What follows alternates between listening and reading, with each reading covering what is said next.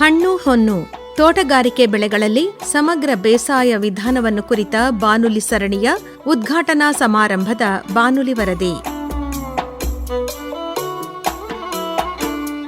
ಆಕಾಶವಾಣಿ ಮೈಸೂರು, ತೋಟಗಾರಿಕೆ ಮಹಾವಿದ್ಯಾಲಯ ಮೈಸೂರು ಹಾಗೂ ತೋಟಗಾರಿಕೆ ಇಲಾಖೆ ಜಿಲ್ಲಾ ಪಂಚಾಯತ್ ಮೈಸೂರು ಇವರ ಸಂಯುಕ್ತಾಶ್ರಯದಲ್ಲಿ ಹಣ್ಣು ಹೊನ್ನು ತೋಟಗಾರಿಕೆ ಬೆಳೆಗಳಲ್ಲಿ ಸಮಗ್ರ ಬೇಸಾಯ ವಿಧಾನವನ್ನು ಕುರಿತ ಬಾನುಲಿ ಸರಣಿಯ ಉದ್ಘಾಟನಾ ಸಮಾರಂಭ ಜನವರಿ 12ನೇ ತಾರೀಖು ಸೋಮವಾರ ಬೆಳಿಗ್ಗೆ 10:30 ಮೈಸೂರಿನ ಕರ್ಜನ್ ಪಾರ್ಕ್ ಆವರಣದಲ್ಲಿರುವ ಡಾ ಎಂಎಚ್ ಮರಿಗೌಡ ಸಭಾಂಗಣದಲ್ಲಿ ಏರ್ಪಡಿಸಲಾಗಿತ್ತು.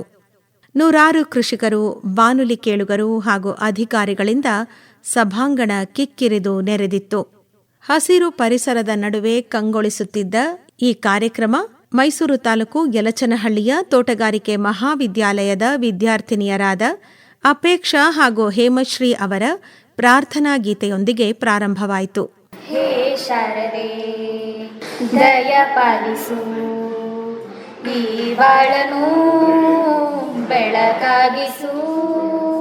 ಹೇ ಶಾರದೆ ದಯ ಪಾಲಿಸು, ಈ ಬಾಳನು ಬೆಳಕಾಗಿಸು.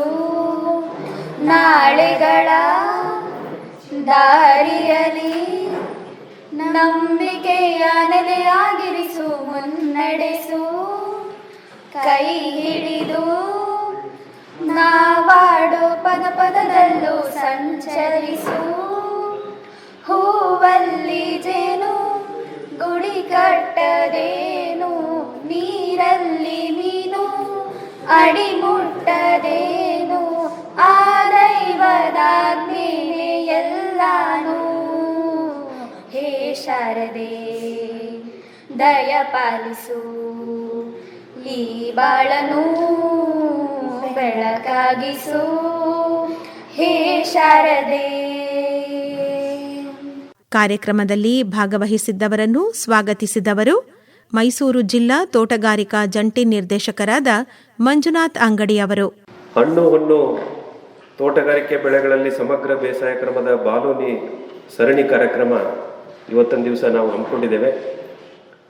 ಕಳೆದ 2 ವರ್ಷದ ಹಿಂದೆ ನಾವು ಇದೇ ಪ್ರೋಗ್ರಾಮನ್ನು ಅಚ್ಚುಕಟ್ಟಾಗಿ ಬಹಳ ತಮ್ಮ ಒಂದು ಸಹಕಾರ ಮತ್ತು ಪ್ರೇರಣೆಯಿಂದ ತುಂಬ ಚೆನ್ನಾಗಿ ಮೂಡಿ ಬಂತು. ಅದಾದಮೇಲೆ ಎಲ್ಲರೂ ಪರೀಕ್ಷೆನೂ ಬರೆದ್ರಿ, ಪರೀಕ್ಷೆಯಲ್ಲಿ ಒಳ್ಳೆಯ ಅಂಕಗಳನ್ನು ಗಳಿಸಿದ್ರಿ. ಅದರ ಇಂಪ್ಯಾಕ್ಟ್ ಏನಂದರೆ ತಾವೆಲ್ಲ ಅದನ್ನ ಕೇಳಿ ಅರಿತುಕೊಂಡು ಕೃಷಿ ಮಾಡುವಂಥದ್ದೇ ನಮಗೂ ಖುಷಿ. ಸೊ ಈ ನಿಟ್ಟಿನಲ್ಲಿ ಮೈಸೂರು ತೋಟಗಾರಿಕೆ ಮಹಾವಿದ್ಯಾಲಯ ಮತ್ತು ತೋಟಗಾರಿಕೆ ಇಲಾಖೆ ಜೊತೆಗೆ ಕೃಷಿ ವಿಜ್ಞಾನ ಕೇಂದ್ರಗಳ ವಿಜ್ಞಾನಿಗಳು ಎಲ್ಲರೂ ಸೇರಿ ಈ ವರ್ಷವೂ ಕೂಡ ನಾವು ಈ ಒಂದು ಕಾರ್ಯಕ್ರಮ ಮಾಡಬೇಕು, ರೈತರಿಗೆ ಅನುಕೂಲವಾಗುವಂಥ ಪದ್ಧತಿಗಳನ್ನು, ಹೊಸ ಹೊಸ ಪದ್ಧತಿಗಳನ್ನು ರೈತರಿಗೆ ತಿಳಿಸ್ಬೇಕು ಅನ್ನುವಂಥ ಒಂದು ನಿಟ್ಟಿನಲ್ಲಿ 3 ಜನ ಸೇರಿ ಒಗ್ಗೂಡಿ ರೈತರಿಗೆ ಬೇಕಾದಂಥ ಪ್ರಸ್ತುತ ಮಾರುಕಟ್ಟೆಗಳಲ್ಲಿ ಏನು ಸವಾಲುಗಳಿದ್ದಾವೆ, ಬೆಳಿಲಿಕ್ಕೆ ಆಗಿರ್ಬೋದು, ಮಾರುಕಟ್ಟೆ ಆಗಿರ್ಬೋದು, ರೋಗ ರುಜಿನಗಳಾಗಿರ್ಬೋದು, ಎಲ್ಲ ರೀತಿಯ ಒಂದು ಪ್ರಸ್ತುತ ಮಾರುಕಟ್ಟೆಯಲ್ಲಿ ರೈತರಿಗೆ ಆಗುವ ತೊಂದರೆಗಳೇನಿದ್ದಾವೆ ಆ ನಿಟ್ಟಿನಲ್ಲಿ ಸಲಹೆ ಕೊಡಲಿಕ್ಕೆ ಇದೊಂದು ಒಳ್ಳೆಯ ವೇದಿಕೆ ಆಗಿದೆ.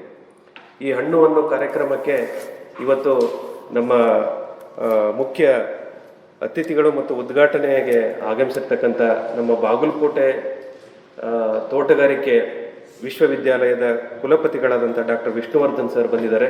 ಅವರಿಗೆ ನಮ್ಮ ಇಲಾಖೆ ಪರವಾಗಿ ಮತ್ತು ತಮ್ಮೆಲ್ಲರ ರೈತರ ಪರವಾಗಿ ಹೃತ್ಪೂರ್ವಕವಾಗಿ ಸ್ವಾಗತವನ್ನು ಕೋರ್ತೇನೆ. ಈ ಹಣ್ಣು ಹೊನ್ನು ಕಾರ್ಯಕ್ರಮ ನಡಿಬೇಕಾದ್ರೆ ತಾವೆಲ್ಲ ಹೂವಾದರೆ ಇದಕ್ಕೆ ಪೋಣಿಸ್ಲಿಕ್ಕೆ ಒಬ್ಬರು ದಾರವನ್ನು ಬೇಕಲ್ಲ.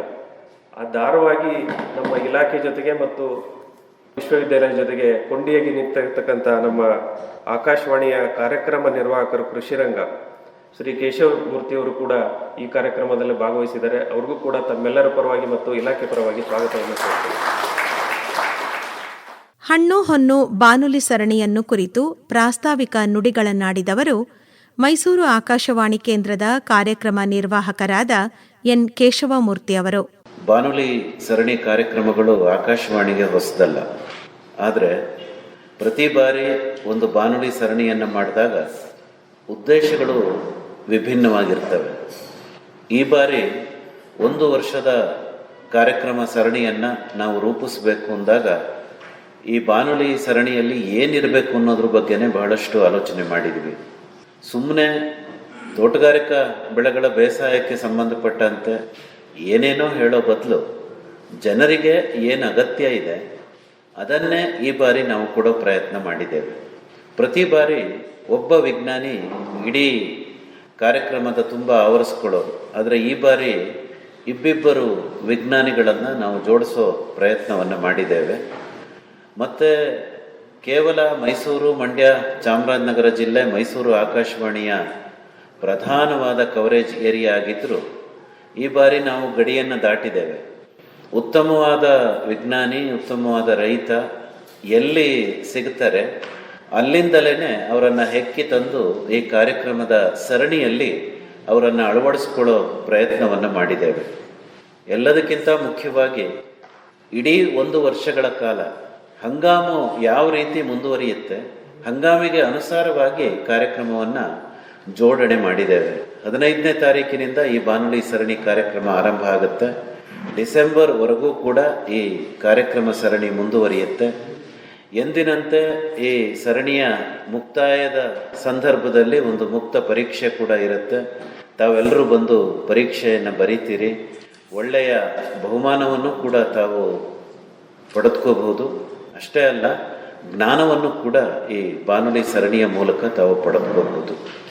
ಇಲ್ಲಿ ಆಲೋಚನೆ ಮಾಡಬೇಕಾಗಿರುವಂತಹ ಒಂದು ವಿಚಾರ, ಮೈಸೂರು ಆಕಾಶವಾಣಿಯಲ್ಲಿ ನಾವು ಪ್ರಸಾರ ಮಾಡುವಂತಹ ಕಾರ್ಯಕ್ರಮಗಳು ಅಳವಡಿಕೆಗೆ ಯೋಗ್ಯವೆ ಅನ್ನುವಂಥದ್ದು.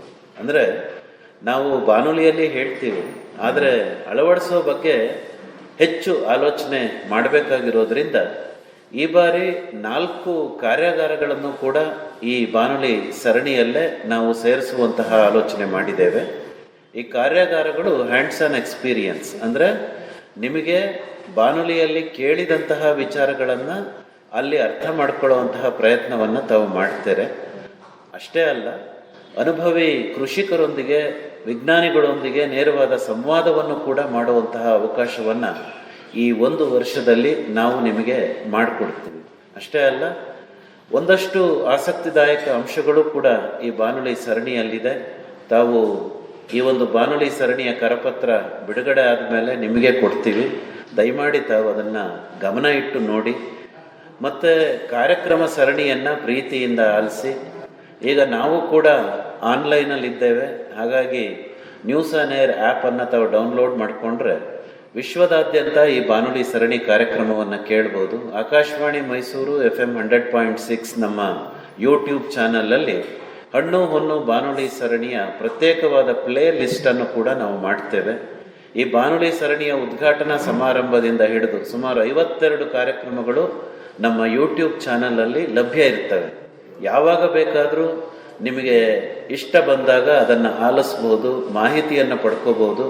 ಉಪಯುಕ್ತವಾದ ಭಾವಚಿತ್ರಗಳನ್ನು ಕೂಡ ಅದರಲ್ಲಿ ಜೋಡಿಸೋ ಪ್ರಯತ್ನವನ್ನು ಮಾಡ್ತೇವೆ. ಒಟ್ಟಾರೆ ನಮ್ಮ ಉದ್ದೇಶ ಇಷ್ಟೇ, ಈಗ ನಿಮ್ಮ ಜ್ಞಾನ ಏನಿದೆ ಈ ಸರಣಿಯ ಮುಕ್ತಾಯದ ವೇಳೆಗೆ ಇನ್ನೊಂದಷ್ಟು ಜ್ಞಾನ ನಿಮ್ಮದು ಹೆಚ್ಚಬೇಕು, ಮತ್ತು ಅಳವಡಿಕೆಯ ಪ್ರಮಾಣ ಹೆಚ್ಚಬೇಕು. ತೋಟಗಾರಿಕಾ ಬೆಳೆಗಳ ಬೇಸಾಯ ಏನಿದೆ ಮೈಸೂರು, ಮಂಡ್ಯ, ಚಾಮರಾಜನಗರ ಸುತ್ತಮುತ್ತಲ ಪ್ರದೇಶದಲ್ಲಿ ಜಾಸ್ತಿ ಆಗಬೇಕು. ವಿಶೇಷವಾದ ಬೆಳೆಗಳ ಬಗ್ಗೆ ಹೆಚ್ಚು ಒತ್ತನ್ನು ಕೊಡಬೇಕು. ಮತ್ತು ನಾವಿಲ್ಲಿ ಬೆಳಿಬಹುದಾ ಅಂತ ಅಂದ್ಕೊಳ್ತಿರುವಂತಹ ಬೆಳೆಗಳನ್ನು ಕೂಡ ನೀವು ಬೆಳೆಯೋದಕ್ಕೆ ಶುರು ಮಾಡಬೇಕು ಅನ್ನೋದು ನಮ್ಮ ವಿಚಾರ. ಒಟ್ಟಾರೆ ಈ ಒಂದು ಸರಣಿಯ ಉದ್ಘಾಟನಾ ಸಮಾರಂಭಕ್ಕೆ ತಾವು ಬಂದಿದ್ದೀರಿ. ಇದೇ ತರಹ ಮುಂದಿನ ವರ್ಷ ಇದರ ಅಂತಿಮ ಸಮಾರಂಭ ಕೂಡ ನಡೆಯುತ್ತೆ. ಇಡೀ 1 ವರ್ಷಗಳ ಕಾಲ ನಮ್ಮ ಜೊತೆ ಇರಿ, ಮಾಹಿತಿಯನ್ನು ಆಲಿಸಿ, ವಿಚಾರಗಳನ್ನು ಪಡೆದುಕೊಳ್ಳಿ, ಜಮೀನಿನಲ್ಲಿ ಅಳವಡಿಸೋ ಪ್ರಯತ್ನವನ್ನು ಮಾಡಿ. ಸುಸ್ಥಿರವಾದ ಬೇಸಾಯ ಬದುಕು ನಿಮ್ಮದಾಗಲಿ. ವಂದನೆಗಳು, ನಮಸ್ಕಾರ. ಕಾರ್ಯಕ್ರಮವನ್ನು ಸಸ್ಯಕ್ಕೆ ನೀರೆರೆಯುವುದರ ಮೂಲಕ ಉದ್ಘಾಟಿಸಿ ಹಣ್ಣು ಹೊನ್ನು ಬಾನುಲಿ ಸರಣಿ ಕರಪತ್ರವನ್ನು ಅನಾವರಣಗೊಳಿಸಿದ ಬಾಗಲಕೋಟೆಯ ತೋಟಗಾರಿಕೆ ವಿಜ್ಞಾನಗಳ ವಿಶ್ವವಿದ್ಯಾಲಯದ ಕುಲಪತಿಗಳಾದ ಡಾಕ್ಟರ್ ವಿಷ್ಣುವರ್ಧನ ಅವರು ತಮ್ಮ ಉದ್ಘಾಟನಾ ಭಾಷಣದಲ್ಲಿ ಎಲ್ಲರಿಗೂ ನಮಸ್ಕಾರ. ಇವತ್ತು ಹಣ್ಣು ಹೊನ್ನು ಅಂತಕ್ಕಂಥ ವಿಶೇಷವಾದಂಥ ಬಾನುಲಿ ಸರಣಿಯನ್ನು ತೋಟಗಾರಿಕಾ ಬೆಳೆಗಳಲ್ಲಿ ಸಮಗ್ರ ಬೇಸಾಯ ಕ್ರಮಗಳ ಬಗ್ಗೆ ಇವತ್ತು ಉದ್ಘಾಟನೆಯನ್ನು ಮಾಡಿದ್ದೀವಿ. ಇವತ್ತು ಯಾಕೆ ಈ ಒಂದು ವಿಶೇಷವಾದಂಥ ಸರಣಿ ಕಾರ್ಯಕ್ರಮವನ್ನು ಮತ್ತೊಮ್ಮೆ, ಯಾಕೆಂದರೆ ನಾವು ಕೆಲವು ತಿಂಗಳಿಂದ ಚರ್ಚೆ ಮಾಡಬೇಕಾದ್ರೆ ಕೇಶವಮೂರ್ತಿಯವರು ನಾವೆಲ್ಲ ಈ ಒಂದು ಕಾರ್ಯಕ್ರಮವನ್ನು ನಾನು ಇಲ್ಲಿ ಡೀನ್ ಆಗಿದ್ದಾಗ ಹಿಂದೆ 2 ವರ್ಷದ ಹಿಂದೆ ಒಂದು ಹಣ್ಣುವನ್ನು ಕಾರ್ಯಕ್ರಮವನ್ನು ಮಾಡಿದ್ದು. ಅದಕ್ಕೆ ಸಾಕಷ್ಟು ನಿಮ್ಮಗಳಿಂದ ಎಲ್ಲ ರೈತರಿಂದ ಮತ್ತು ಏನು ಈ ಬಾನುಲಿ ಕಾರ್ಯಕ್ರಮವನ್ನು ಆಲ್ತಕ್ಕಂಥ ಎಲ್ಲ ರೈತರಿಂದ ಒಳ್ಳೆಯ ಸ್ಪಂದನೆ ಸಿಕ್ಕಿತ್ತು. ಈ ನಿಟ್ಟಿನಲ್ಲಿ ಈಗ ಮತ್ತೆ ನಾವು ತೋಟಗಾರಿಕೆ ಬಗ್ಗೆ ಇನ್ನೂ ಹೆಚ್ಚಿನ ಆಸಕ್ತಿ ಇರೋದ್ರಿಂದ ಮತ್ತು ಅಗತ್ಯ ಇರೋದ್ರಿಂದ ಇವತ್ತು ಇನ್ನೂ ಹೆಚ್ಚಿನ ರೀತಿಯಲ್ಲಿ ಅವಶ್ಯಕತೆಗೆ ಅನುಗುಣವಾಗಿ ಈ ಹಣ್ಣುವನ್ನು ಕಾರ್ಯಕ್ರಮವನ್ನು ನಾವು ಆಯೋಜನೆ ಮಾಡಬೇಕು ಅಂತೇಳಿ ಚಿಂತನೆಯನ್ನು ಮಾಡಿ ಈ ಒಂದು ಕಾರ್ಯಕ್ರಮವನ್ನು ಆಯೋಜನೆಯನ್ನು ಮಾಡಿದ್ದಾರೆ. ಇವತ್ತು ತಮಗೆಲ್ಲ ಗೊತ್ತಿರೋ ವಿಚಾರ, ತೋಟಗಾರಿಕೆ ಆಗಿರ್ಬೋದು ಅಥವಾ ಕೃಷಿ ಆಗಿರ್ಬೋದು, ನಾವು ಹಿಂದೆ ಈಗ ಏನು ನಮ್ಮ ಸ್ವಾತಂತ್ರ್ಯ ಬಂದಾಗ 1950ರಲ್ಲಿ ನಮ್ಮ ಆಹಾರ ಉತ್ಪಾದನೆ ಜನಸಂಖ್ಯೆ ಯಾವ ಮಟ್ಟದಲ್ಲಿತ್ತು, ಇವತ್ತು ಯಾವ ಮಟ್ಟದಲ್ಲಿದ್ದೀವಿ. 1950ರಲ್ಲಿ ನಮ್ಮ ಆಹಾರ ಉತ್ಪಾದನೆ ಕೇವಲ 50 ಮಿಲಿಯನ್ ಟನ್ ಇತ್ತು. ಅವತ್ತಿನ ಜನಸಂಖ್ಯೆ 36 ಕೋಟಿ ಇತ್ತು. ಅದೇ ರೀತಿ ತೋಟಗಾರಿಕೆ ಬೆಳೆಗಳ ಉತ್ಪಾದನೆ ಕೇವಲ 25 ಟನ್ ಇತ್ತು. ಅವತ್ತು ಆಹಾರದ ಹಾಹಾಕಾರ ಇತ್ತು. ಆ ಆಹಾರದ ಹಾಹಾಕಾರದಲ್ಲಿ ನಾವು ಉತ್ಪಾದನೆ ಜಾಸ್ತಿ ಮಾಡಬೇಕಾದಂಥ ಅನಿವಾರ್ಯತೆ ಇತ್ತು. ಆ ನಿಟ್ಟಿನಲ್ಲಿ ಈ ಏನು ನಮ್ಮ ಹಸಿರು ಕ್ರಾಂತಿ ಬಂತು, ಹಸಿರು ಕ್ರಾಂತಿ ಮುಖಾಂತರ ಸಾಕಷ್ಟು ಯೋಜನೆಗಳ ಅನುಷ್ಠಾನಗಳ ಮುಖಾಂತರ ಇವತ್ತು ನಾವು ಆಹಾರ ಉತ್ಪಾದನೆಯಲ್ಲಿ ನಾವು ಸೆಲ್ಫ್ ಸಫಿಷಿಯನ್ಸಿನ ನಮಗೆ ಬೇಕಾದಂಥ ಆಹಾರವನ್ನು ನಾವು ಉತ್ಪಾದನೆ ಮಾಡೋದ್ರಲ್ಲಿ ಇವತ್ತು 350 ಟನ್, ಇವತ್ತು ಹೆಚ್ಚು ಕಡಿಮೆ 148 ಕೋಟಿಗಳ ಜನ ಇದ್ದರೂ ನಾವು ಆ ಒಂದು ಎಲ್ಲರಿಗೂ ಆಗೋಷ್ಟು ಅಂತ ಆಹಾರವನ್ನು ನಾವು ಇವತ್ತು ಉತ್ಪಾದನೆಯನ್ನು ಮಾಡ್ತಾ ಇದ್ವಿ. ಅದೇ ರೀತಿ ತೋಟಗಾರಿಕೆಯಲ್ಲಿ ನಾವು ಕೇವಲ 25 ಮಿಲಿಯನ್ ಟನ್ ಇದ್ದಿದ್ದು ಇವತ್ತು 367 ಟನ್ನಷ್ಟು ಉತ್ಪಾದನೆಯನ್ನು, ಅಂದರೆ ತೋಟಗಾರಿಕಾ ಉತ್ಪಾದನೆ ಕೃಷಿಗಿಂತಲೂ ಹೆಚ್ಚಿನ ಉತ್ಪಾದನೆಯನ್ನು ನಾವು ಸಾಧನೆಯನ್ನು ಮಾಡ್ತಾ ಇದ್ದೀವಿ. ಇಲ್ಲಿ ಇವತ್ತು ನಾನು ತೋಟಗಾರಿಕೆ, ಏಕೆಂದರೆ ಇವತ್ತು ಕೃಷಿನಲ್ಲಿ ಇವತ್ತು ನಾವು ಸೆಲ್ಫ್ ಸಫಿಷಿಯನ್ಸಿನ ಸಾಧನೆ ಮಾಡಿದ್ದೀವಿ. ತೋಟಗಾರಿಕೆ ಬಗ್ಗೆ ನಾವು ಯಾಕೆಂದರೆ ಹಣ್ಣುವನ್ನು ಕಾರ್ಯಕ್ರಮದ ಒಂದು ಸರಣಿಯನ್ನು ಪ್ರಾರಂಭ ಮಾಡ್ತಾ ಇರೋದ್ರಿಂದ ಹಣ್ಣು ಯಾವತ್ತು ಒಂದಾಗಬೇಕು ಅಂದರೆ ತೋಟಗಾರಿಕೆ ಒಂದಾದಾಗ ಮಾತ್ರ ಸುಸ್ಥಿರತೆಯನ್ನು ನಾವು ಕಾಣ್ಬೋದು ಅಂತ ಒಂದು ದೃಷ್ಟಿಯಿಂದ ನಾವು ಇವತ್ತು ತೋಟಗಾರಿಕಾ ಬೆಳೆಗಳಲ್ಲಿ ನಾವು ಕೃಷಿ ಬೆಳೆಗಳನ್ನು ತಗೊಂಡ್ರೆ ಏನು ಏರಿಯಾ ವಿಸ್ತೀರ್ಣ ಬೆಳೀತಕ್ಕಂಥ ಪ್ರದೇಶ ಪ್ರತಿ ವರ್ಷ ಕಡಿಮೆ ಆಗ್ತಾ ಇದೆ. ಯಾಕೆ ಅಂದರೆ ಕೃಷಿ ಭೂಮಿಯನ್ನು ಬೇರೆ ಬೇರೆ ಉದ್ದೇಶಗಳಿಗೋಸ್ಕರ ಅದನ್ನು ನಾವು ಕನ್ವರ್ಟ್ ಮಾಡ್ತಾ ಇರೋದ್ರಿಂದ ಲ್ಯಾಂಡ್ ರೋಡ್ಸ್ಗಳಾಗಿರ್ಬೋದು, ಬೇರೆ ಬೇರೆ ಸೈಟ್ ಮಾಡ್ತಾ ಇರತಕ್ಕಂಥದ್ದಾಗಿರ್ಬೋದು, ಅಥವಾ ಯಾವುದೇ ರೀತಿಯಾದಂಥ ನಗರೀಕರಣ ಆಗಿರ್ಬೋದು, ಇಂಡಸ್ಟ್ರಿಯಲೈಸೇಷನ್ ಆಗಿರ್ಬೋದು, ಈ ಎಲ್ಲ ಉದ್ದೇಶದಿಂದ ಕೃಷಿ ಭೂಮಿ ಕಡಿಮೆ ಆಗ್ತಾ ಇದೆ. ಆದರೆ ಇನ್ನೊಂದು ಕಡೆ ಜನಸಂಖ್ಯೆ ಸ್ಫೋಟ ಆಗ್ತಾ ಇದೆ, ಸಂಪನ್ಮೂಲಗಳು ಕಡಿಮೆ ಆಗ್ತಾ ಇದ್ದಾವೆ. ನಮಗೆ ಬೇಕಾಗಿರ್ತಕ್ಕಂಥ ಏನು ಸಂಪನ್ಮೂಲಗಳು ನೀರಾಗಿರ್ಬೋದು, ಆರೋಗ್ಯಕರ ಮಣ್ಣಾಗಿರ್ಬೋದು, ಇದು ಕಡಿಮೆ ಆಗ್ತಾ ಇದೆ. ಆದರೆ ಈ ಜನಸಂಖ್ಯೆಗೆ ಅನುಗುಣವಾಗಿ ನಾವು ಆಹಾರ ಉತ್ಪಾದನೆಯನ್ನು ಮಾಡಲೇಬೇಕಾಗಿದೆ, ಅದು ಅನಿವಾರ್ಯತೆ.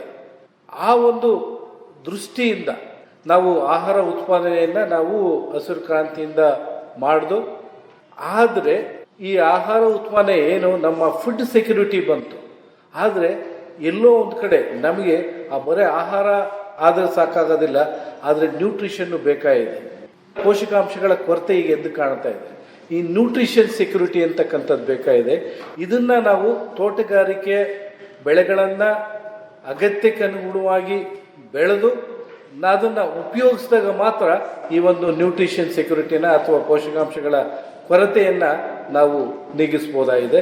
ಈ ನಿಟ್ಟಿನಲ್ಲಿ ನಾವು ತೋಟಗಾರಿಕೆ ಬೆಳೆಗಳನ್ನು ಹಣ್ಣು ತರಕಾರಿ ಬೇರೆ ಪ್ಲಾಂಟೇಶನ್ ಕ್ರಾಫ್ಟ್ ಆಗಿರ್ಬೋದು ಹೆಚ್ಚಿನ ಪ್ರಮಾಣದಲ್ಲಿ ಬೆಳೆದು ಉಪಯೋಗಿಸೋದ್ರಿಂದ ನಾವು ಈ ಪೋಷಕಾಂಶ ಕೊರತೆಗಳನ್ನು ನಾವು ನೀಗಿಸ್ಬೋದಾಗಿದೆ. ಈ ನಿಟ್ಟಿನಲ್ಲಿ ನಾವು ಹಣ್ಣು ಕಾರ್ಯಕ್ರಮದಲ್ಲಿ ಹೆಚ್ಚಿನ ಒತ್ತನ್ನು ಕೊಟ್ಟು ನಮಗೆ ಈ ಬೆಳೆಯನ್ನು ಉತ್ಪಾದನೆಯನ್ನು ಮಾಡಿ ಯಾವ ರೀತಿ ಉಪಯೋಗಿಸ್ಕೋಬೋದು, ಇವತ್ತಿನ ಪರಿಸ್ಥಿತಿ ಏನಿದೆ ಅನ್ನೋದ್ರ ಬಗ್ಗೆ ಈ ಹಣ್ಣು ಒಂದಿನ ಕಾರ್ಯಕ್ರಮದಲ್ಲಿ ಈ ಎಲ್ಲ ಸಂಪೂರ್ಣವಾದಂಥ ಮಾಹಿತಿನ ಕೊಡಬೇಕು ಅನ್ನೋ ದೃಷ್ಟಿನಲ್ಲಿ ತುಂಬ ಚೆನ್ನಾಗಿ 52 ವಾರಗಳ ಒಂದು ಏನು ಡಿಸೆಂಬರ್ವರೆಗೂ ಏನು ಆಯೋಜನೆ ಮಾಡಿದ್ರಲ್ಲಿ ಇದರಲ್ಲಿ ಸಂಪೂರ್ಣವಾದಂಥ ಈಗಿರ್ತಕ್ಕಂಥ ಇಲ್ಲಿ ಸುತ್ತಮುತ್ತಲು ಬೆಳೀತಕ್ಕಂಥ ಬೆಳೆಗಳನ್ನು ಇನ್ನೂ ಹೆಚ್ಚಿನ ರೀತಿಯಲ್ಲಿ ಯಾವ ರೀತಿ ಉತ್ಪಾದನೆಯನ್ನು ಮಾಡ್ಬೋದು, ಹೊಸ ಹೊಸ ತಳಿಗಳಾಗಿರ್ಬೋದು, ಅದಕ್ಕೆ ಬರ್ತಕ್ಕಂಥ ಕೀಟಗಳಾಗಿರ್ಬೋದು, ಮತ್ತು ಹೊಸ ಬೆಳೆಗಳನ್ನು ಯಾವ ರೀತಿ ಇಲ್ಲಿ ಈ ಭಾಗಕ್ಕೆ ಪರಿಚಯ ಮಾಡ್ಬೋದು, ಈ ಎಲ್ಲ ಮಾಹಿತಿನ ಈ ಒಂದು ಕಾರ್ಯಕ್ರಮದಲ್ಲಿ ಸೇರಿಸಿ ಅದನ್ನು ಆಯೋಜನೆಯನ್ನು ಮಾಡಿದ್ದಾರೆ. ಈ ಆಯೋಜಕರಿಗೆ ನಾನು ಮತ್ತೊಮ್ಮೆ ಧನ್ಯವಾದಗಳನ್ನು ಹೇಳಲಿಕ್ಕೆ ಇಷ್ಟಪಡ್ತೀನಿ. ನಮ್ಮಲ್ಲಿ ತೋಟಗಾರಿಕೆ ಈಗ ಯಾಕೆ ಮಹತ್ವ, ನಾನು ಹೇಳಿದೆ ಕೃಷಿನಲ್ಲಿ ಪ್ರತಿ ವರ್ಷ 0.5 to 0.6% ಏರಿಯಾ ಕಡಿಮೆ ಆಗ್ತಾ ಇದೆ. ಆದರೆ ತೋಟಗಾರಿಕೆಯಲ್ಲಿ ಪ್ರತಿ ವರ್ಷ ವಿಸ್ತೀರ್ಣ ಜಾಸ್ತಿ ಆಗ್ತಾ ಇದೆ. ಕೃಷಿಯ ಭೂಮಿ ಕಡಿಮೆ ಆದರೂ ಕೂಡ ತೋಟಗಾರಿಕೆ ಬೆಳೆಗಳಲ್ಲಿ ವಿಸ್ತೀರ್ಣ ಜಾಸ್ತಿ ಆಗ್ತಾ ಇದೆ. ಇದು ಏನಂದರೆ ಇದರಲ್ಲಿರ್ತಕ್ಕಂಥ ಸುಸ್ಥಿರತೆ, ಸಸ್ಟೈನಬಿಲಿಟಿ ತೋಟಗಾರಿಕಾ ಬೆಳೆಗಳಲ್ಲಿ ನಾವು ಯಾಕೆ ಇದಾಗುತ್ತೆ ಅಂದಾಗ ನಾವೊಂದು ನಮ್ಮ ಕೃಷಿ ಬೆಳೆಯನ್ನು ಬೆಳೆದಾಗ 1 ಹೆಕ್ಟೇರ್ಗೆ 2 ರಿಂದ 2.5 ಟನ್ ಇಳುವರಿ ಬಂದರೆ ತೋಟಗಾರಿಕೆ ಬೆಳೆಗಳಲ್ಲಿ 12 ರಿಂದ 12.5 ಟನ್ ಸರಾಸರಿ ಇಳುವರಿಯನ್ನು ಪಡಿಬೋದು. ಇದರಲ್ಲಿರ್ತಕ್ಕಂಥ ಆ ಉತ್ಪಾದನಾ ಸಾಮರ್ಥ್ಯ ಮತ್ತು ಇತ್ತೀಚಿನ ವರ್ಷಗಳಲ್ಲಿ ನಮಗೆ ಎಲ್ಲರಿಗೂ ಒಂದು ಗ್ರಾಮೀಣ ಪ್ರದೇಶದಲ್ಲಿ ಯಾರು ಇವತ್ತು ಯುವಕರು ಯಾರೂ ಇಲ್ಲ, ಎಲ್ಲ ಪಟ್ಟಣದ ಕಡೆ ಮುಖವನ್ನು ಮಾಡ್ತಕ್ಕಂಥದ್ದು. ಭೂಮಿ ಇದ್ದರೂ ಸಹ ಸಾಕಷ್ಟು ಪಾರ್ಟಿಷನ್ ಆಗಿ ಅಂದರೆ ಭಾಗ ಆಗಿ ಡಿವೈಡ್ ಆಗಿ ಇವತ್ತು ಭೂಮಿಯ ಒಬ್ಬೊಬ್ರದ್ದು ಹೋಲ್ಡಿಂಗ್ಸ್, ಲ್ಯಾಂಡ್ ಹೋಲ್ಡಿಂಗ್ಸು ಕೂಡ ಕಡಿಮೆ ಆಗಿದೆ. ಅದರಿಂದ ಅಲ್ಲಿ ಈ ಏನು ನಮ್ಮ ಪಾರಂಪರ್ಯ ಅಥವಾ ಸಾಂಪ್ರದಾಯಿಕ ಕೃಷಿಯನ್ನು ಮಾಡೋದ್ರಿಂದ ಅಲ್ಲಿ ಆದಾಯ ಜೀವನ ಮಾಡಲಿಕ್ಕೆ ಒಂದು ಅವರಿಗೆ ಬೇಕಾದಂಥ ಆದಾಯ ಸಿಗದೇ ಇರೋದ್ರಿಂದ ಇವತ್ತು ಗ್ರಾಮೀಣ ಪ್ರದೇಶದಲ್ಲಿರ್ತಕ್ಕಂಥ ಇವತ್ತು ಕೃಷಿನಲ್ಲಿ 50%ಕ್ಕಿಂತ ಜಾಸ್ತಿ ಜನ ಕೃಷಿ ಮೇಲೆ ತೊಡಗಿಸಿದ್ರು ಕೂಡ ಇವತ್ತು ಆದಾಯ ಕಡಿಮೆ ಆಗ್ತಾ ಇರೋದ್ರಿಂದ ಅದನ್ನು ಸುಸ್ಥಿರವಾಗಿ ನಿರ್ವಹಣೆ ಮಾಡೋಕ್ಕಾಗದೇ ಇರೋದ್ರಿಂದ ಈ ಸಾಕಷ್ಟು ಗ್ರಾಮೀಣ ಪ್ರದೇಶದಿಂದ ಎಲ್ಲರೂ ಪಟ್ಟಣದ ಕಡೆ ಮುಖ ಮಾಡ್ತಾ ಇದ್ದಾರೆ. ಆದರೆ ಈಗ ನಾವು ತೋಟಗಾರಿಕೆ ಮುಖಾಂತರ ನಮಗೆ ತೋಟಗಾರಿಕೆ ಆಹಾರ, ಆರೋಗ್ಯ, ಆದಾಯ ಇವು 3 ಕೂಡ ನಮಗೆ ಅಗತ್ಯವಾಗಿ ಬೇಕಾಗಿರ್ತಕ್ಕಂಥದ್ದು. ನಮ್ಮ ದೇಶವನ್ನು ನಾವು ಅಭಿವೃದ್ಧಿ ಪಥದಲ್ಲಿ ನಾವು ಅಳಿಬೇಕಾದ್ರೆ ಇವು 3 ಪ್ರಮುಖ ಇದನ್ನು ತಗೊಳ್ತೀವಿ. ಆಹಾರ, ಆರೋಗ್ಯ, ಆದಾಯ ಇವು 3 ಸಿಕ್ಕಿದಾಗ ಎಲ್ಲರೂ ಕೂಡ ಅಲ್ಲಿ ಒಂದು ನೆಮ್ಮದಿಯಿಂದ ಜೀವನ ಮಾಡಲಿಕ್ಕೆ ಸಾಧ್ಯವಾಗ್ತದೆ. ಈ ನಿಟ್ಟಿನಲ್ಲಿ ನಾವು ತೋಟಗಾರಿಕಾ ಬೆಳೆಯನ್ನು ಇದು ಒಳ್ಳೆಯ ನಾವು ಆಹಾರ, ಆರೋಗ್ಯ, ಆದಾಯ ಇದನ್ನು ನಾವು ನಮ್ಮ ಗ್ರಾಮೀಣ ಪ್ರದೇಶದಲ್ಲಿ ಆದಾಯ ಬರೋ ರೀತಿಯಲ್ಲಿ ನಾವು ಮಾಡಿದ್ದೇ ಆದಾಗ ಏನೀಗ ಉತ್ಪಾದನೆ ಮಾಡ್ತಾ ಇದ್ದೀವಿ, ಉತ್ಪಾದನೆಗಳಿಗೆ ಏನು ಸವಾಲಿದೆ, ಈ ಸವಾಲುಗಳನ್ನು ಇವತ್ತು ತಮಗೆಲ್ಲರಿಗೂ ಗೊತ್ತಿರೋ ರೀತಿಯಲ್ಲಿ ಪ್ರಮುಖವಾಗಿ ಫೇಸ್ ಮಾಡ್ತಾ ಇರ್ತಕ್ಕಂಥದ್ದು ಅಂದರೆ ಈ ಒಂದು ಕ್ಲೈಮೇಟ್ ಚೇಂಜ್, ಹವಾಮಾನ ಬದಲಾವಣೆ. ಹವಾಮಾನ ಬದಲಾವಣೆಯಿಂದ ನಾವು ಸಾಕಷ್ಟು ತೊಂದರೆನ ಅನುಭವಿಸ್ತಾ ಇದ್ದೀವಿ. ಈ ನಿಟ್ಟಿನಲ್ಲಿ ನಮಗೆ ಒಂದು ಅಂಕಿಅಂಶಗಳ ಪ್ರಕಾರ ಇವತ್ತು ನಮ್ಮ ಕರ್ನಾಟಕದಲ್ಲಿ ತೋಟಗಾರಿಕೆ ಬೆಳೆಗಳಲ್ಲಿ ಹೆಚ್ಚಿನ ಒಂದು ವಿಸ್ತೀರ್ಣ ತೆಂಗು ಆವರಿಸ್ಕೊಂಡಿದೆ. ಆದರೆ ಕೇವಲ 1 ಡಿಗ್ರಿ ಸೆಂಟಿಗ್ರೇಡ್ ಹೆಚ್ಚಾಗಿರೋದ್ರಿಂದ ಕೋಕೋನಟ್ನಲ್ಲಿ ಇವತ್ತು CPCRI ವರದಿ ಪ್ರಕಾರ ಸುಮಾರು 30% ಇಳುವರಿ ಕಡಿಮೆ ಆಗಿದೆ. ಈ ರೀತಿ ಹವಾಮಾನದ ಒಂದು ಬದಲಾವಣೆಯಿಂದ ಇದು ನಮ್ಮ ಬೆಳೆಗಳಿಗೂ ಸಹ ಪರಿಣಾಮವನ್ನು, ಇದರಿಂದ ಒಂದು ಟೆಂಪ್ರೇಚರ್ ಜಾಸ್ತಿ ಆಗಿರೋದ್ರಿಂದ ಇಳುವರಿ ಕಡಿಮೆ ಆಗ್ತಕ್ಕಂಥದ್ದು, ಇದರಿಂದ ಕೀಟಗಳು ಜಾಸ್ತಿ ಆಗ್ತಕ್ಕಂಥ, ಟೆಂಪ್ರೇಚರ್ ಜಾಸ್ತಿ ಆದಾಗ ಕೆಲವೊಂದು ಸಗಿಂಗ್ ಪೆಸ್ಟ್ ಜಾಸ್ತಿ ಆಗ್ತಕ್ಕಂಥದ್ದು, ಕೆಲವು ಭಾಗದಲ್ಲಿ ರೋಗಗಳು ಜಾಸ್ತಿ ಆಗ್ತಕ್ಕಂಥದ್ದು. ಈ ಒಂದು ಎಲ್ಲ ಈ ಹವಾಮಾನ ಬದಲಾವಣೆಯಿಂದ ಸಾಕಷ್ಟು ನಾವು ಇದನ್ನು ಸವಾಲುಗಳನ್ನು ನಾವು ಅನುಭವಿಸ್ತಾ ಇದ್ದೀವಿ.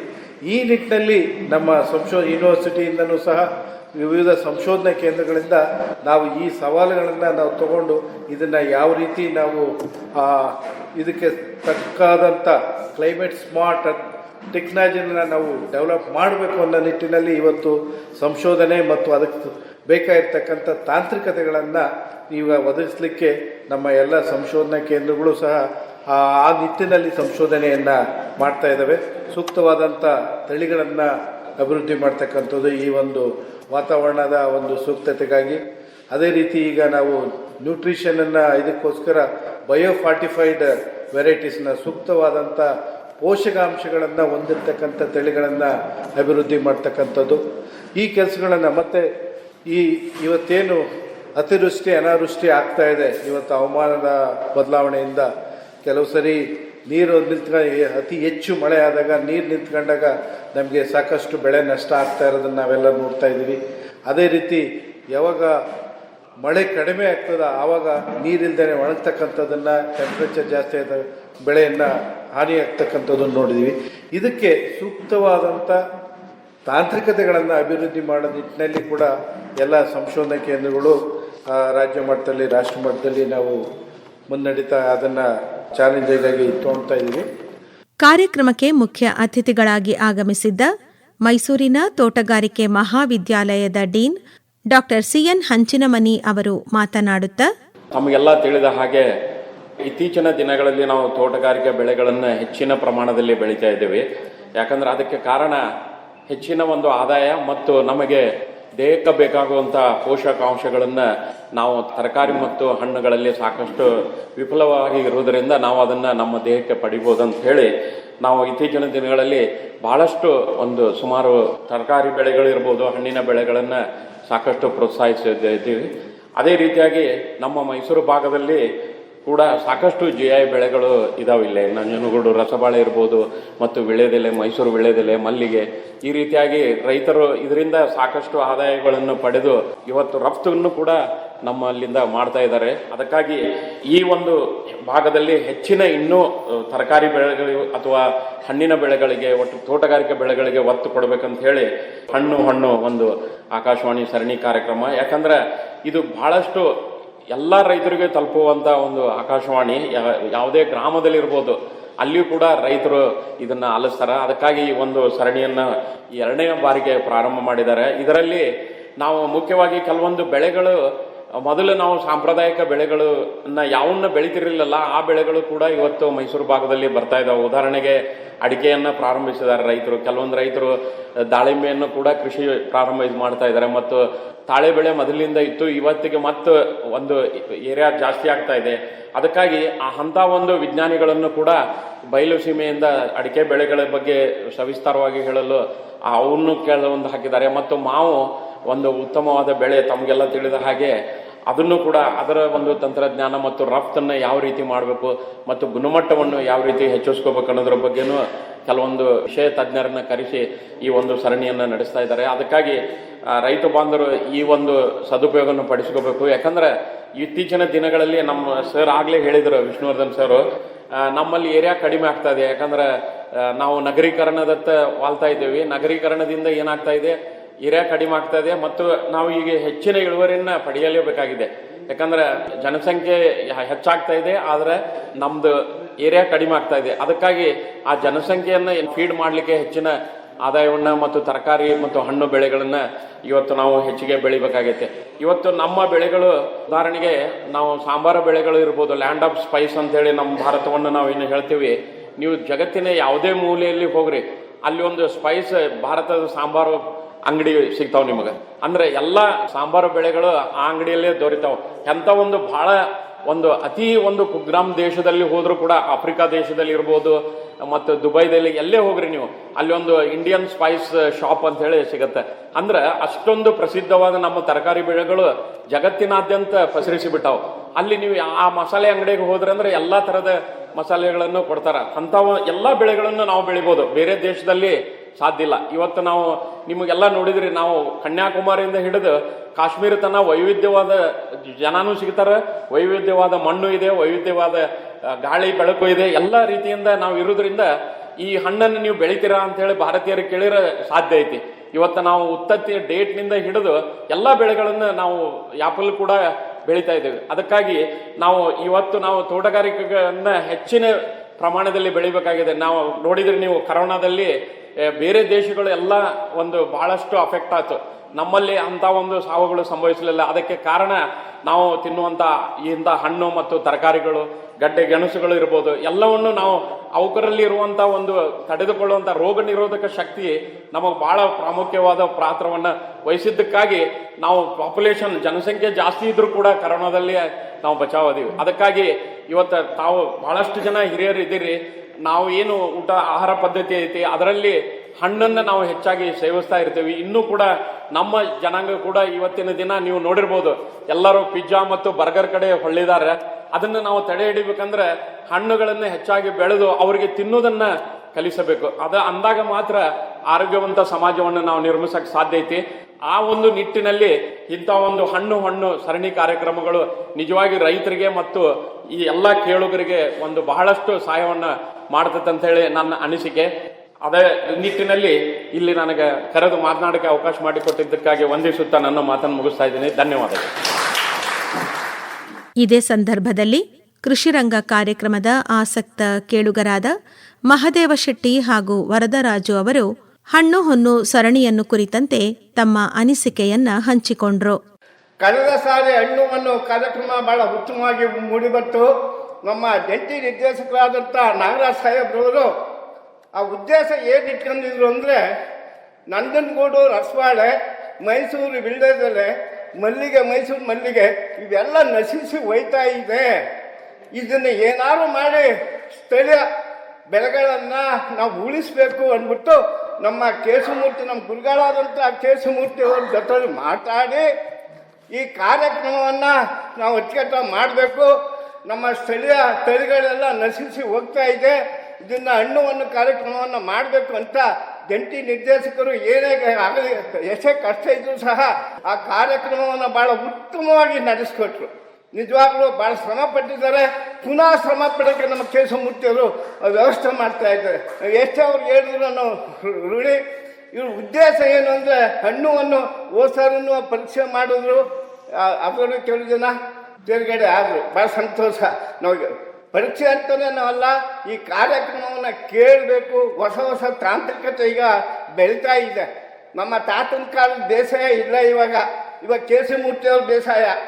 ಈಗ ನಿಜವಾಗ್ಲೂ ನಮ್ಮ ತಾತ ಇದ್ದು ಆಗಲೇ ಒಂಥರ ಬೇಸಾಯ, ಈಗ ಕೇಶಮೂರ್ತಿಯವ್ರ ಬೇಸಾಯನೇ ಒಂಥರ. ಅದರಿಂದ ದಯವಿಟ್ಟು ಹೊಸ ಹೊಸ ತಾಂತ್ರಿಕತೆಗಳನ್ನು ಈಗ ಒಂದು ವರ್ಷ ಕಾರ್ಯಕ್ರಮ ಇಟ್ಕೊಂಡಿದ್ದಾರೆ ನೋಡಿ. ಯಾವುದೇ ಕಾರ್ಯಕ್ರಮ ತಪ್ಪುದು ನಮ್ಮ ಕಾರ್ಯಕ್ರಮ ತಪ್ಪಲ್ಲ. ಅಮಾಸ ಆಗಲಿ, ಹುಣ್ಮ ಆಗಲಿ, ಒಂದು ಹಬ್ಬ ಆಗಲಿ, ಕಾರ್ಯಕ್ರಮ ಬಂದೇ ಬರ್ತದೆ. ಬಾಕಿ ಕಾರ್ಯಕ್ರಮಗಳು ಬರಲ್ಲ. ಯಾಕಂದ್ರೆ ಆ ಥರ ಟೈಮ್ ಟೇಬಲ್ ಒಂದು ದಿವಸ ನಾಡುವ ಮಿಸ್ ಆಗಿದೆಯಾ ಟೈಮ್ ಟೇಬಲ್ ಒಂದು ನಾನು ಭಾಳ ಕಾರ್ಯಕ್ರಮಗಳನ್ನೆಲ್ಲ ನೋಡಿದ್ದೀನಿ. ಟೈಮ್ ಟೇಬಲ್ ಪ್ರಕಾರ ಏನೇ ಆಗಲಿ ಕಾರ್ಯಕ್ರಮ ನಡೆಯಲೇಬೇಕು. ಅವ್ರದ್ದೊಂದು ಸಿಸ್ಟಮ್ ಏನು ಅಂದರೆ, ಕರೆಕ್ಟ್ ಟೈಮು ಯಾರೇ ಬರಲಿ ಏನಾಗಲಿ ಕೃಷಿರಂಗ ಕಾರ್ಯಕ್ರಮವನ್ನು ಟೈಮಿಂಗ್ಸ್ ಅಂದ್ರೆ ಟೈಮಿಂಗ್ಸು. ಇನ್ನೊಂದು ಸ್ವಲ್ಪ ಫೋನ್ ಮಾಡಬೇಕು ಅಂದರೂ ಬಿಡೋಲ್ಲ. ಆಯ್ತು 7:30 ರೈಟ್. ಅವ್ರು ಭಾಳ ಕಾಲಮಾನಗಳನ್ನು ನಮ್ಮ ನಿಗದಿ ಮಾಡಿ ನಮಗೆಲ್ಲ ಪಾಠ ಹೇಳ್ಕೊಡ್ತಿರೋರು ಅಂದ್ರೆ ನಮ್ಮ ಕೇಶಮೂರ್ತಿಯವರು. ಮಾತಾಡೋಕ್ಕೆ ನಮ್ಗೆ ಅವಕಾಶ ಕೊಟ್ಟಂಥ ನಮ್ಮ ವೇದಿಕೆ ಮೇಲೆ ಇರ್ತಕ್ಕಂಥ ಎಲ್ಲ ಗುರು ಹಿರಿಯರಿಗೆಲ್ಲ ಮುಂಚೆ ನನ್ನ ಮಾತನ್ನು ನಿಲ್ಲಿಸ್ತಾ ಇದ್ದೀನಿ. ಎಲ್ಲರಿಗೂ ಸಣ್ಣ ಹಾಕ್ಸಿ. ಎಲ್ಲರಿಗೂ ನಮಸ್ಕಾರ. ಇಂದಿನ ಒಂದು ಸರಣಿ ಕಾರ್ಯಕ್ರಮದಲ್ಲಿ, ಹಣ್ಣು ಕಾರ್ಯಕ್ರಮದಲ್ಲಿ ಒಂದು ಸಣ್ಣ ಪರೀಕ್ಷೆ ಇಟ್ಟಾಗ ನಾನು ಮೊದಲನೇ ಬಹುಮಾನ ಪಡೆದೆ ಅಂತ ಹೇಳ್ಕೊಂಡ್ರೆ ತಪ್ಪಾಗಲಾರ್ದು. ಈ ಸಾರಿನೂ ಸಹ ಪ್ರಯತ್ನ ಪಡ್ತೀನಿ.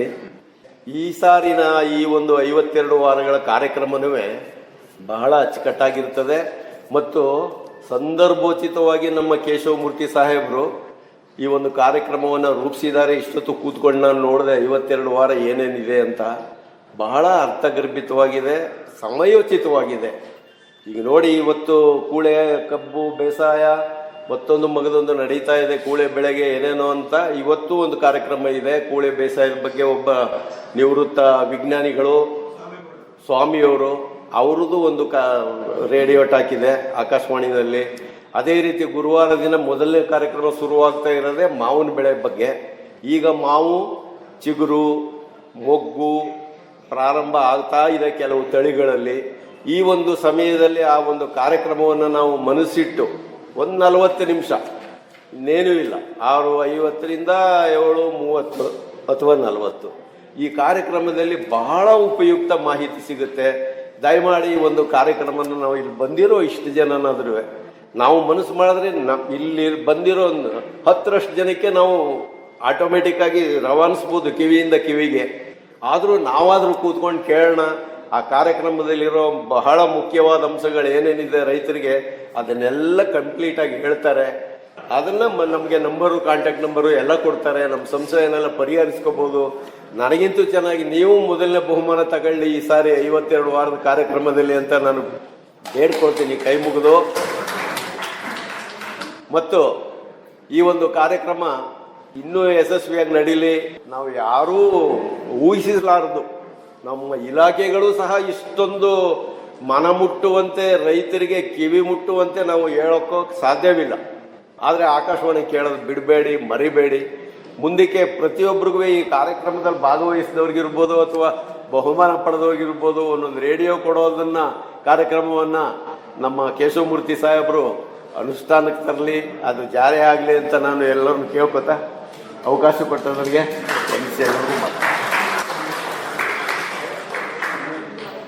ಕಾರ್ಯಕ್ರಮದ ಅಧ್ಯಕ್ಷತೆಯನ್ನು ವಹಿಸಿದ್ದ ಮೈಸೂರು ವಿಭಾಗದ ತೋಟಗಾರಿಕೆ ಜಂಟಿ ನಿರ್ದೇಶಕರಾದ ಎಚ್ಎಂ ನಾಗರಾಜು ಅವರು ತಮ್ಮ ಅಧ್ಯಕ್ಷೀಯ ಭಾಷಣದಲ್ಲಿ ತೋಟಗಾರಿಕಾ ಇಲಾಖೆ, ತೋಟಗಾರಿಕಾ ಮಹಾವಿದ್ಯಾಲಯ, ಆಕಾಶವಾಣಿ ಮೈಸೂರು ಇವರುಗಳ ಸಂಯುಕ್ತ ಆಶ್ರಯದಲ್ಲಿ ಹಣ್ಣು ತೋಟಗಾರಿಕಾ ಬೆಳೆಗಳ ಸಮಗ್ರ ಬೇಸಾಯ ಕ್ರಮಗಳು ಮತ್ತು ಸುಸ್ಥಿರ ಕೃಷಿಯ ಬಾನುಲಿ ಸರಣಿ ಕಾರ್ಯಕ್ರಮ ಇವತ್ತು ಉದ್ಘಾಟನೆ ಆಗಿದೆ. ಈ ಕಾರ್ಯಕ್ರಮದಲ್ಲಿ ಭಾಗವಹಿಸಿರುವ ಎಲ್ಲ ರೈತ ಬಾಂಧವರಿಗೆ ಮತ್ತು ವೇದಿಕೆ ಮೇಲೆ ಇರತಕ್ಕಂಥ ಗಣ್ಯರಿಗೆ ಅಭಿನಂದನೆಗಳನ್ನು ಹೇಳ್ತಾ, ಈ ಒಂದು ತೋಟಗಾರಿಕಾ ಇಲಾಖೆ, ತೋಟಗಾರಿಕಾ ಮಹಾವಿದ್ಯಾಲಯ, ತೋಟಗಾರಿಕಾ ವಿಶ್ವವಿದ್ಯಾನಿಲಯ ಬಾಗಲಕೋಟೆಯ ಅಧೀನದಲ್ಲಿ ಬರುವ ತೋಟಗಾರಿಕಾ ಮಹಾವಿದ್ಯಾನಿಲಯ ಮೈಸೂರು ಮತ್ತು ಆಕಾಶವಾಣಿ ಮೈಸೂರು ಇವರುಗಳ ಸಂಯುಕ್ತ ಆಶ್ರಯದಲ್ಲಿ ಈ ಹಿಂದೆನೂ ಸಹ ಸಾಕಷ್ಟು ಸರಣಿ ಕಾರ್ಯಕ್ರಮಗಳನ್ನು ರೂಪಿಸಿ ಅನುಷ್ಠಾನ ಮಾಡಿದ್ದೀವಿ. ಮೊದಲನೇದಾಗಿ ತೋಟ ನೋಟ ಅಂತೇಳಿ ಒಂದು ಕಾರ್ಯಕ್ರಮ ಅನುಷ್ಠಾನ ಆಗಿತ್ತು, ಸರಣಿ ಕಾರ್ಯಕ್ರಮ. ಎರಡನೇದು ಫಲಶ್ರೀ ಅಂತ ಒಂದಾಗಿತ್ತು ನಮ್ಮ ಇಲಾಖೆದು, ತೋಟಗಾರಿಕೆ ಇಲಾಖೆದು. ಮತ್ತು ಮೂರನೇದು ಹಣ್ಣು ಹೊನ್ನು ಅಂತೇಳಿ 3ನೇ ಕಾರ್ಯಕ್ರಮ. ಇದು ಮುಂದುವರೆದ ಹಣ್ಣು ಹೊನ್ನು ಕಾರ್ಯಕ್ರಮ ಈಗ ಅನುಷ್ಠಾನ ಆಗ್ತಾಯಿದೆ. ಇದಕ್ಕೆಲ್ಲ ಪ್ರಮುಖವಾದಂಥ ಕಾರಣ ಅಂತ ಹೇಳಿದ್ರೆ, ನಮ್ಮ ಆಕಾಶವಾಣಿನಲ್ಲಿ ಅದು ಉತ್ಪ್ರೇಕ್ಷೆ ಏನಲ್ಲ, ಕೇಶವಮೂರ್ತಿಯವರು ಆಕಾಶವಾಣಿನಲ್ಲಿ ಕೃಷಿ ರಂಗ ವಿಭಾಗದಲ್ಲಿ ಮುಖ್ಯಸ್ಥರಾಗಿ ಕೆಲಸ ಮಾಡಿದಂಥ ಸಂದರ್ಭದಲ್ಲಿ ಮಾತ್ರ ಈ ಥರ ಸರಣಿ ಕಾರ್ಯಕ್ರಮಗಳನ್ನು ಅನುಷ್ಠಾನ ಮಾಡಿದ್ವಿ ನಾವು. ಅವರು ಪ್ರಮುಖವಾದಂಥ ಪ್ರೇರಣೆ ಅಂತೇಳಿ ಹೇಳಿದ್ರೆ ತಪ್ಪಾಗಲಾರ್ದು. ಮತ್ತು ಈ ಕಾರ್ಯಕ್ರಮವನ್ನು ರೂಪಿಸಲಿಕ್ಕೆ ಪ್ರಮುಖವಾಗಿ ಕೆಲಸ ಮಾಡಿರೋರು ಅಂದರೆ ನಮ್ಮ ಡಾಕ್ಟರ್ ರಾಮೇಗೌಡರು. ಈ ಹಣ್ಣುವನ್ನು ಇವತ್ತು ಏನು ಈಗ ಮುಂದಿನ 1 ವರ್ಷಗಳ ಕಾಲ ಹಿಂದಿನ ಕಾರ್ಯಕ್ರಮಗಳಲ್ಲಿ ಹಿಂದೆ ನಾವು ಸರಣಿ ಕಾರ್ಯಕ್ರಮಗಳನ್ನು ಮಾಡಿದ್ವಿ, ಅಲ್ಲಿ ಬಂದಂಥ ಅದನ್ನು ಸುಧಾರಣೆ ಮಾಡಿ ಇನ್ನೂ ಒಂದು ಸಮಯಕ್ಕೆ ಸರಿಯಾಗಿ ನಾನು ಈ ಕಾರ್ಯಕ್ರಮಗಳ ಬಗ್ಗೆ ನೋಡ್ತಾ ಇದ್ದೆ. 1 ವರ್ಷದ ಕಾರ್ಯಕ್ರಮ, ಹಿಂದೆಲ್ಲ ಮಾಡಿದಂಥ ಕಾರ್ಯಕ್ರಮಗಳು 6 ತಿಂಗಳು ಈ ಥರ ಇತ್ತು. ಇದು ನಿರಂತರವಾಗಿ 1 ವರ್ಷಗಳ ಕಾಲ ಅನುಷ್ಠಾನ ಮಾಡತಕ್ಕಂಥ ಕಾರ್ಯಕ್ರಮ. ಒಂದು ಸಮಯಕ್ಕೆ ಸರಿಯಾಗಿ, ಉದಾಹರಣೆಗೆ ಮೊದಲನೇದಾಗಿ ಮಾವಿನ ಸೀಸನ್ ಶುರುವಾಗ್ತಾ ಇದೆ, ಮಾವು ಬೆಳೆ ಬಗ್ಗೆ ಪ್ರಾರಂಭ ಆಗುತ್ತೆ. ಅದೇ ಥರ ಶುಂಠಿ ಫೆಬ್ರವರಿ ತಿಂಗಳಲ್ಲೆಲ್ಲ ನಾಟಿ ಆಗುತ್ತೆ. ಆ ಸಂದರ್ಭದಲ್ಲಿ ಶುಂಠಿ ಬೆಳೆ, ಆ ಥರ ಹಂಗಾಮು ಆ ಒಂದು ಋತುಮಾನಕ್ಕೆ ಅನುಗುಣವಾಗಿ ಕಾರ್ಯಕ್ರಮಗಳನ್ನು ತುಂಬ ಅಚ್ಚುಕಟ್ಟಾಗಿ ಒಳ್ಳೊಳ್ಳೆ ವಿಜ್ಞಾನಿಗಳಿರ್ಬೋದು, ರೈತ ಬಾಂಧವರು ಇರ್ಬೋದು, ಪ್ರಗತಿಪರ ರೈತರಿರ್ಬೋದು, ಇಲಾಖಾ ಅಧಿಕಾರಿಗಳಿರ್ಬೋದು, ಇವ್ರನ್ನೆಲ್ಲ ಸಂಯೋಜನೆ ಮಾಡಿ ತುಂಬ ಒಂದು ಪರಿಣಾಮಕಾರಿಯಾಗಿ ಈ ಕಾರ್ಯಕ್ರಮಗಳನ್ನು 52 ವಾರಗಳ ಕಾಲ ರೂಪಿಸಿದ್ದಾರೆ. ಈ ಕಾರ್ಯಕ್ರಮವನ್ನು ಉದ್ಘಾಟನೆ ಮಾಡಿ ನಮ್ಮ ಕುಲಪತಿಗಳಾದಂಥ ಡಾಕ್ಟರ್ ವಿಷ್ಣುವರ್ಧನ್ ಸರ್ ಅವರು ತುಂಬ ಒಂದು ತೋಟಗಾರಿಕಾ ಕ್ಷೇತ್ರದ ಪ್ರಸ್ತುತ ವಿದ್ಯಮಾನಗಳು, ಸವಾಲುಗಳು, ಬೆಳೆ ಬೇಸಾಯಕ್ಕೆ ಸಂಬಂಧಪಟ್ಟಂಗೆ ಮತ್ತು ಮಾರುಕಟ್ಟೆಗೆ ಸಂಬಂಧಪಟ್ಟಂಗೆ, ಕೊಯ್ಲೋತ್ತರ ಸಮಸ್ಯೆಗಳ ಬಗ್ಗೆ, ಕೊಯ್ಲೋತ್ತರ ನಿರ್ವಹಣೆ ತಂತ್ರಜ್ಞಾನಗಳ ಬಗ್ಗೆ ಸುದೀರ್ಘವಾಗಿ ವಿಚಾರಗಳನ್ನು ತಿಳಿಸಿದ್ದಾರೆ. ಅದೇ ಥರ ನಮ್ಮ ಈ ಒಂದು ಕಾರ್ಯಕ್ರಮ ಪ್ರಾರಂಭ ಆಗಬೇಕು ಅಂದರೆ ಕೇವಲ ಇವತ್ತು ಉದ್ಘಾಟನೆ ಆಗೋದು ಒಂದೇ ಅಲ್ಲ, ಅನುಷ್ಠಾನ ಮಾಡೋ ಸಂದರ್ಭದಲ್ಲಿ ನಮ್ಮ ಕೇಶವಮೂರ್ತಿಯವರು ಅವರ ಒಂದು ಕಮಿಟ್ಮೆಂಟು, ಇನ್ವಾಲ್ವ್ಮೆಂಟು ನಾವು ನೋಡಿದ್ದೀವಿ ಹಿಂದಿನ ದಿನಗಳಲ್ಲೂ, ಮುಂದಿನ ದಿನಗಳಲ್ಲೂ ಸಹ ನೋಡ್ಬೋದಾಗಿದೆ. ಇವತ್ತು ಕೇವಲ ಒಂದು ಹಣ್ಣುವನ್ನು ಕಾರ್ಯಕ್ರಮ ರೂಪಿಸಿ ಉದ್ಘಾಟನೆ ಮಾಡಿದ್ದೀವಿ. ಇದನ್ನು ನಿರಂತರವಾಗಿ 1 ವರ್ಷಗಳ ಕಾಲ ನಮ್ಮ ಮಾದೇವ ಶೆಟ್ಟರು ಹೇಳ್ದಂಗೆ ಸಮಯಕ್ಕೆ ಸರಿಯಾಗಿ ಆ ಒಂದು ವಿಷಯ ತಜ್ಞರು ಮತ್ತು ಅವತ್ತು ಪ್ರತಿ ಗುರುವಾರ ಸಮಯಕ್ಕೆ ಸರಿಯಾಗಿ ಹಾಜರಾಗಿ, ಅಥವಾ ರೆಕಾರ್ಡಿಂಗ್ ಪ್ರೋಗ್ರಾಮ್ಗಳಿರ್ಬೋದು, ಫೋನ್ ಇನ್ ಪ್ರೋಗ್ರಾಮ್ಗಳಿರ್ಬೋದು, ಅದನ್ನು ಅನುಷ್ಠಾನ ಮಾಡೋ ಸಂದರ್ಭದಲ್ಲಿ ಅವರ ನಿಜವಾಗ್ಲೂ ಒಂದು ಕೇಶವಮೂರ್ತಿಯವರು ತಗೊಳ್ತಕ್ಕಂಥ ಜವಾಬ್ದಾರಿ. ಅದೇ ಥರ ನಮ್ಮ ಮೇಡಮ್ ಲೋಕೇಶ್ವರಿ ಮೇಡಮ್ ಅವರು ಸಹ ಅವರು ಈ ಕಾರ್ಯಕ್ರಮಗಳನ್ನು ನಾವು ಅನುಷ್ಠಾನ ಮಾಡೋ ಸಂದರ್ಭದಲ್ಲಿ, ಬಿತ್ತರಗೊಳ್ಳೋ ಸಂದರ್ಭದಲ್ಲಿ, ಪ್ರಸಾರ ಮಾಡೋ ಸಂದರ್ಭದಲ್ಲಿ ಅವರು ಕೇಶವಮೂರ್ತಿ ಅವರಿಗೆ ಬೆನ್ನೆಲುಬಾಗಿ ನಿಂತಿರ್ತಾರೆ. ನಾನು ಹಿಂದಿನ ದಿನಗಳಲ್ಲಿ ನೋಡಿದ್ದೀನಿ. ನಿಜವಾಗ್ಲೂ ಈ ಒಂದು ಕಾರ್ಯಕ್ರಮಗಳು ಈ ಭಾಗದ ರೈತರಿಗೆ, ಮೈಸೂರು, ಮಂಡ್ಯ, ಚಾಮರಾಜನಗರ, ಹಾಸನ ಈ ಭಾಗದ ರೈತರಿಗೆ ನಿಜವಾಗ್ಲೂ ಅನುಕೂಲ ಆಗುತ್ತೆ.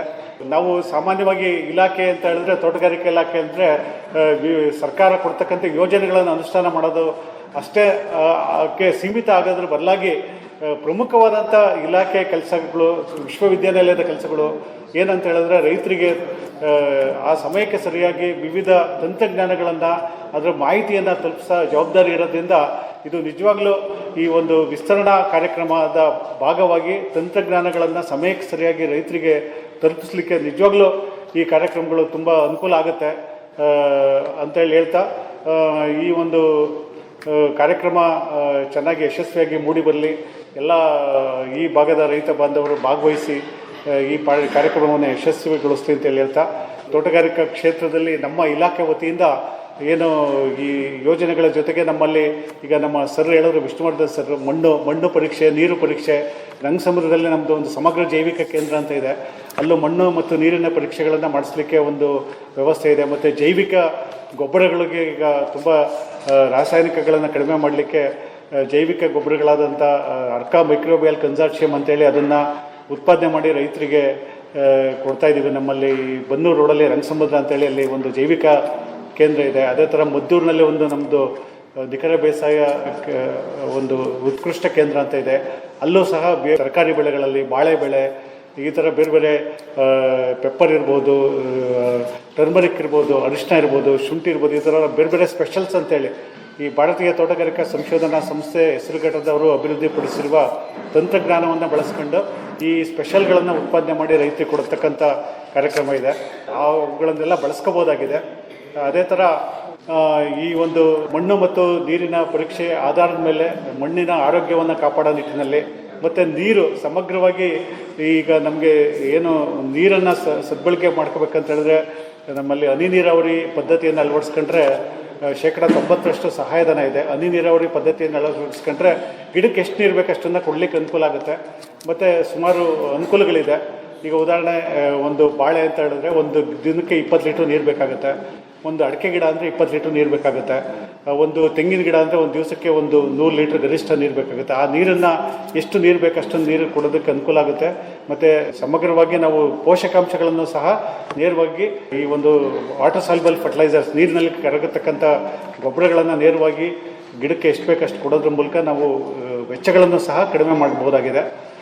ಮತ್ತು ಈ ಮೊನ್ನೆ ಈಗ ಲಾಸ್ಟ್ ವೀಕ್ ಒಂದು ಟರ್ಮರಿಕ್, ಈ ಅರಿಶಿನ ಚಾಮರಾಜನಗರದಲ್ಲಿ ತುಂಬ ಬೆಳೀತಾರೆ. ಅದಕ್ಕೆ ಪೂರಕವಾಗಿ ಒಂದು ಬೈಯರ್ ಸೆಲ್ಲರ್ಸ್ ಮೀಟ್ ಅಂತೇಳಿ ಇಲ್ಲಿ ಮೈಸೂರಲ್ಲಿ ಮಾಡಿದ್ವಿ. ನಮ್ಮ ಇಲಾಖೆ ಸಾಂಬಾರು ಮಂಡಳಿ ಅಂತ ಹೇಳಿದೆ ಹುಬ್ಳಿನಲ್ಲಿ, ನಮ್ಮ ಇಲಾಖೆಯ ಒಂದು ಅಂಗ ಸಂಸ್ಥೆ. ಸುಮಾರು ಜನ ಒಂದು ಅರಿಶಿನವನ್ನು ಖರೀದಿ ಮಾಡ್ತಕ್ಕಂಥ ಸುಮಾರು ಜನ ಬಂದಿದ್ರಲ್ಲಿ. ಸುಮಾರು ಜನ ಅವರ ಒಂದು ರಿಕ್ವೈರ್ಮೆಂಟ್ ರೈತರಿಗೆ ನೇರವಾಗಿ ಸಂಪರ್ಕ ಕಲ್ಪಿಸಲಿಕ್ಕೆ ಒಂದು ಏನು ಖರೀದಿದಾರರು ಮತ್ತು ಉತ್ಪಾದಕರನ್ನು ಸೇರಿಸಿ ಮಾಡ್ತಕ್ಕಂಥ ಕಾರ್ಯಕ್ರಮ ತುಂಬ ಅದು ಅನುಕೂಲ ಆಯಿತು ರೈತ ಬಾಂಧವರಿಗೆ. ಅದು ಪ್ರಮುಖವಾಗಿ ಅರಿಶಿನ ಬೆಳೆಯ ರೈತರಿಗೆ, ಚಾಮರಾಜನಗರದ ಭಾಗದ ರೈತರಿಗೆ. ಅದೇ ಥರ ಬೇರೆ ಬೇರೆ ಬೆಳೆಗಳಲ್ಲಿ ನಮ್ಮ ವಿಶ್ವವಿದ್ಯಾನಿಲಯ ಇಲಾಖೆಯವರು ಮತ್ತು ಆಕಾಶವಾಣಿಯವರೆಲ್ಲ ಸೇರಿ ರೈತರಿಗೆ, ಈಗ ನಮ್ಮ ಎಲ್ಲ ರೈತರು ಹೇಳ್ದಂಗೆ ಮಾರುಕಟ್ಟೆ ಪ್ರಮುಖವಾದಂಥ ಸಮಸ್ಯೆ. ಖರೀದಿದಾರರು ಮತ್ತು ಉತ್ಪಾದಕರನ್ನು ಒಂದು ಕಡೆ ಸೇರಿಸಿ ಏನು ಅವ್ರ ರಿಕ್ವೈರ್ಮೆಂಟ್ ಇದೆ, ಯಾವ ಥರ ಬೆಳೆದು ಕೊಡಬೇಕು, ಮತ್ತು ರೈತರು ಯಾವ ಥರ ಅವರನ್ನು ಸಂಪರ್ಕ ಮಾಡೋ ಒಂದು ವ್ಯವಸ್ಥೆಯನ್ನು ಮಾಡಿದ್ರೆ ತುಂಬ ಅನುಕೂಲ ಆಗುತ್ತೆ. ಅದನ್ನು ಬೇರೆ ಬೆಳೆಗಳಲ್ಲೂ ಮಾಡೋ ಒಂದು ಕೆಲಸವನ್ನು ನಾವೆಲ್ಲ ಸೇರಿ ಮಾಡ್ತೀವಿ ಅಂತೇಳಿ ಹೇಳ್ತಾ, ಈ ಕಾರ್ಯಕ್ರಮ ಯಶಸ್ವಿಯಾಗಿ ಮೂಡಿಬರಲಿ ಅಂತೇಳಿ ಹೇಳ್ತಾ, ಈ ಕಾರ್ಯಕ್ರಮದಲ್ಲಿ ಭಾಗವಹಿಸಲು ಅವಕಾಶ ಮಾಡಿಕೊಟ್ಟಂಥ ಎಲ್ಲ ರೈತ ಬಾಂಧವರಿಗೆ, ವೇದಿಕೆ ಮೇಲಿರುವ ಗಣ್ಯರಿಗೆ ವಂದಿಸಿ ನನ್ನ 2 ಮಾತುಗಳನ್ನು ಮುಗಿಸ್ತೀನಿ. ಧನ್ಯವಾದಗಳು. ಶ್ರೀಮತಿ ಆರ್ ಲೋಕೇಶ್ವರಿ ಅವರ ನಿರೂಪಣೆಯೊಂದಿಗೆ ಸುಸೂತ್ರವಾಗಿ ನಡೆದ ಹಣ್ಣು ಹೊನ್ನು ಬಾನುಲಿ ಸರಣಿಯ ಉದ್ಘಾಟನಾ ಸಮಾರಂಭ ಮೈಸೂರು ತಾಲೂಕು ಯಲಚನಹಳ್ಳಿಯ ತೋಟಗಾರಿಕೆ ಮಹಾವಿದ್ಯಾಲಯದ ಸಹಾಯಕ ಪ್ರಾಧ್ಯಾಪಕರಾದ ಡಾ ಜಿಕೆ ರಾಮೇಗೌಡ ಅವರ ವಂದನಾರ್ಪಣೆಯೊಂದಿಗೆ ಮುಕ್ತಾಯವಾಯಿತು. ಸಭಾ ಕಾರ್ಯಕ್ರಮದ ನಂತರ ಕೃಷಿಕರಿಗಾಗಿ ತಾಂತ್ರಿಕ ಅಧಿವೇಶನವನ್ನು ಕೂಡ ಏರ್ಪಡಿಸಲಾಗಿತ್ತು. ಹಣ್ಣು ಹೊನ್ನು ತೋಟಗಾರಿಕೆ ಬೆಳೆಗಳಲ್ಲಿ ಸಮಗ್ರ ಬೇಸಾಯ ಕ್ರಮವನ್ನು ಕುರಿತ ಬಾನುಲಿ ಸರಣಿಯ ಉದ್ಘಾಟನಾ ಸಮಾರಂಭದ ಬಾನುಲಿ ವರದಿ ಕೇಳಿದಿರಿ. ಸಂಕಲನ ಆರ್. ಲೋಕೇಶ್ವರಿ. ನಿರ್ಮಾಣ ಎನ್. ಕೇಶವಮೂರ್ತಿ.